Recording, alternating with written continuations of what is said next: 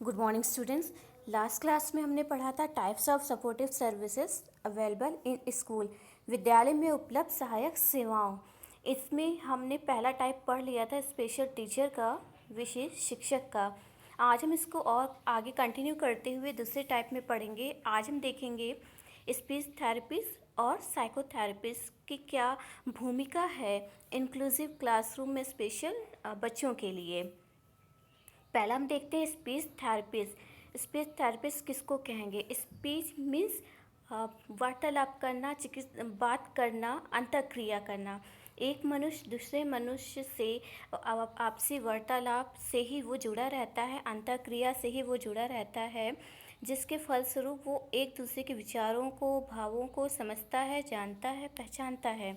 क्यों? क्योंकि वो इंटरैक्शन या अपनी अंतःक्रिया के माध्यम से एक दूसरे से वो जुड़ा रहता है। क्योंकि यहाँ पर हमें स्पीच थेरेपिस्ट के रूप में देखना है, तो स्पीच यहाँ पर जो भी प्रॉब्लम आएगी एक विशिष्ट बालक को, उस वो टाइप कौन सा होगा?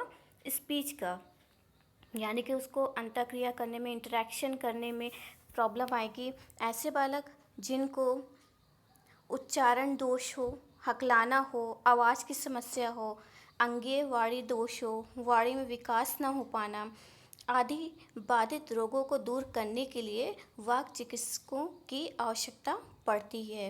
यानी कि इसमें उच्चारण दोष आएगा, हकलाना है, आवाज़ की समस्या है, अंगीय वाणी दोष है, वाणी का विकास अच्छे से नहीं हो पाना, या कोई बाधित रोग है जो उसके जो भी उसके अंतःक्रिया में बाधा उत्पन्न करता है, तो उन सब की रोकथाम के लिए किसकी आवश्यकता पड़ती है? स्पीच थेरेपिस्ट की।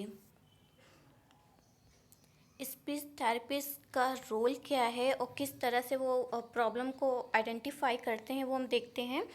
आइडेंटिफिकेशन ऑफ प्रॉब्लम, समस्या की पहचान। सबसे पहले तो स्पीच थेरेपिस्ट की ये प्रमुख कार्य है कि वो सबसे पहले समस्या की पहचान करता है। यानी कि जो भी इंटरेक्शन में प्रॉब्लम आ रही है वो किस तरह का, क्या उच्चारण दोष है, हकलाने की समस्या है, आवाज़ की समस्या है, या वाणी का विकास अच्छे से नहीं हो पाया, क्या किस तरह की प्रॉब्लम है स्पीच से रिलेटेड, वो देखते हैं। फिर assessment and support of speech, भाषण का आकलन और समर्थन। जो भी स्पीच है, जो भी वार्तालाप है, अंतःक्रिया है, तो उसमें उसका पूरा असेसमेंट करना और उसको सपोर्ट करना, क्योंकि बिना सपोर्ट के, बिना समर्थन के आप उस पर काम नहीं कर सकते हो। तो समर्थन प्राप्त करना किसका? बच्चे का भी और स्वयं का भी। Next, develop language skill and ability, भाषा कौशल और क्षमता का विकास करना, जो कि इनका प्रमुख कार्य होता है स्पीच थेरेपिस्ट का। लैंग्वेज स्किल एंड एबिलिटी को डेवलप करना, विकास करना। कम्युनिकेशन नीड्स ऑफ चिल्ड्रन, बच्चों के संचार आवश्यकता। एक कम्युनिकेशन के लिए उच्चारण भी होता है, आवाज़ भी होती है, वाणी विकास भी होता है, ये सब होता है। यानी कि एक बच्चों के डेवलपमेंट के लिए उसकी संचार आवश्यकता क्या है, उसको पहचान कर उसको डेवलप करना। Next, develop social communication, cognitive communication, सामाजिक संचार, संज्ञानात्मक संचार विकसित करना। कि यहाँ पर सोशल कम्युनिकेशन बोला गया है। सोशल कम्युनिकेशन में सामाजिक संचार, सामाजिक संचार के अंतर्गत हमारे जो भी हम सोसाइटी से डिनोट करते हैं, यानी कि जो भी हमारा स्कूल भी हो सकता है, हमारे फैमिली भी हो सकती है, हमारे पास आसपास पड़ोस भी हो सकता है, सोसाइटी भी हो सकती है, एवरीथिंग। क्योंकि हम इंटरेक्शन करेंगे कहाँ? जब कोई होगा ना, तो इंटरेक्शन के लिए सोशल कम्युनिकेशन मस्ट है, क्योंकि वहाँ पर हमें अंतःक्रिया का ज़्यादा से ज़्यादा अवसर मिलता है। तो सोशल कम्युनिकेशन यानी कि सामाजिक संचार को डेवलप करना और कॉग्निटिव कम्युनिकेशन को भी डेवलप करना। कॉग्निटिव कम्युनिकेशन मीन्स वो कम्युनिकेशन जहाँ पर हम अपने विचारों को, अभिव्यक्ति को सोचते समझते हैं और उसके अनुसार उसको अभिव्यक्त करते हैं। Next, support and care for children and adults who have difficulties with communication, अर्थात संचार के साथ कठिनाइयों वाले बच्चों और वयस्कों के लिए समर्थन और देखभाल। जो भी ऐसे बच्चे हैं जो या एडल्ट्स हैं जिनको कम्युनिकेशन में, संचार में डिफ़िकल्टीज आ रही हैं, बाधाएं आ रही हैं, उनको पूरा समर्थन देना और उनकी केयर करना या उनकी देखभाल करना।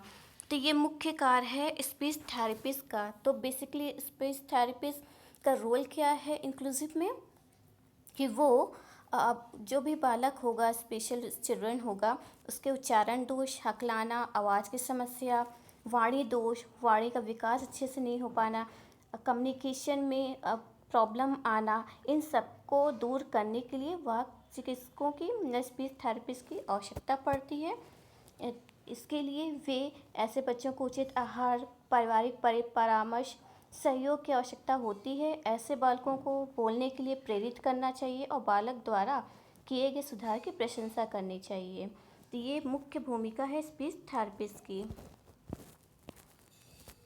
नेक्स्ट हम देखते हैं साइकोथेरेपिस्ट। साइकोथेरेपिस्ट क्या है और इसका रोल क्या है वो देखते हैं। फिजियोथेरेपिस्ट फिजिकल थेरेपी का दूसरा नाम है।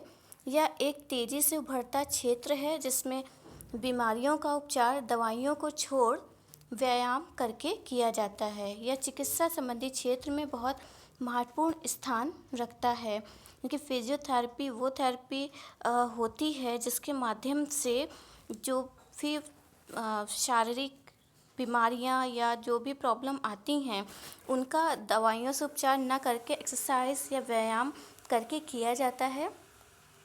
फिजियोथेरेपिस्ट इसमें बहुत महत्वपूर्ण भूमिका निभाती है या चिकित्सीय क्षेत्र में अपना महत्वपूर्ण स्थान रखती है। पहले हम जान लेते हैं कि फिजियोथेरेपी है क्या। Physiotherapy develops, maintains and restore body movement and function. यानी कि फिजियोथेरेपी वो है जो भी शारीरिक क्रियाओं को, शारीरिक संचालन को न सिर्फ रिस्टोर करती है बल्कि उनका मेंटेनेंस भी बनाए रखती है। कैसे? फिजियोथेरेपी वह विज्ञान है जिसमें शरीर के अंगों को दवाइयों के बिना ही ठीक ढंग से कार्य कराया जाता है। एक फिजियोथेरेपिस्ट का मुख्य काम शारीरिक कामों का आकलन, मेंटेनेंस और रिस्टोरेशन करना है। फिजियोथेरेपिस्ट वाटर थेरेपी, मसाज आदि अनेक प्रक्रियाओं के द्वारा रोगी का उपचार किया जाता है। विशिष्ट बालकों के उपचार के लिए फिजियोथेरेपिस्ट का एक महत्वपूर्ण कार्य करते हैं। ऐसे बालकों को उचित उपचार देने के लिए शारीरिक व्यायाम यानी कि एक्सरसाइज आदि कराया जाता है। यह प्रक्रिया महीनों तक चलती है। तो ये फिजियोथेरेपिस्ट होता क्या है वो आपने देखा।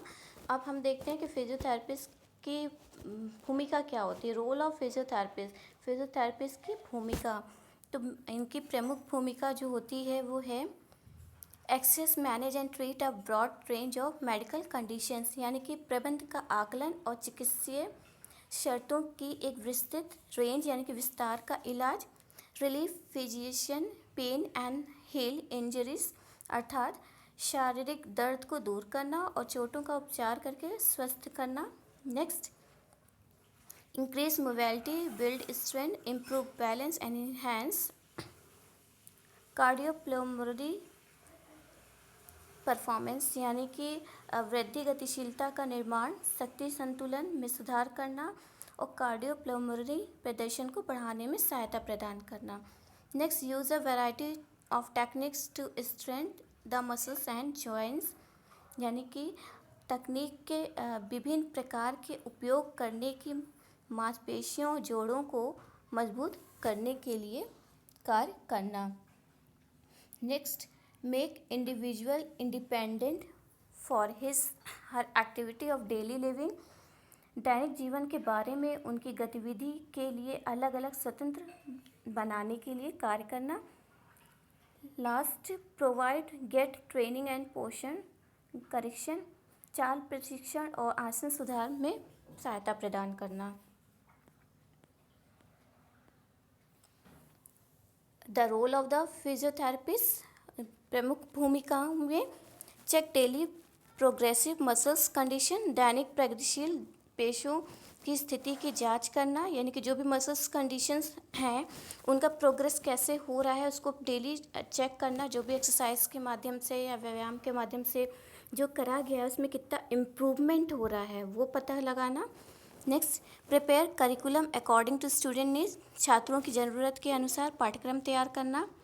Next, organize exercise routine and games, अभ्यास दिनचर्या और खेल व्यवस्थित करना। खेल को इसलिए इंक्लूड किया गया है ताकि फिजिकल एक्सरसाइज हो सके।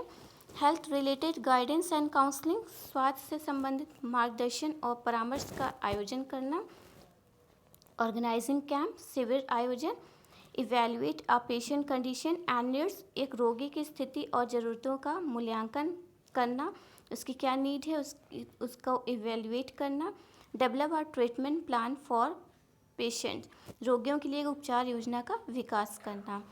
तो ये कुछ प्रमुख फिजियोथेरेपिस्ट की भूमिका के रूप में था, जिसको एक समान कक्षा के साथ विशिष्ट कक्षा में विशिष्ट बालकों के लिए बहुत ही आवश्यक होता है, स्पीच थेरेपिस्ट हो या फिजियोथेरेपिस्ट हो। तो आज की क्लास में इतना ही, इसके आगे के टाइप्स हम नेक्स्ट क्लास में डिस्कस करेंगे। Thank you.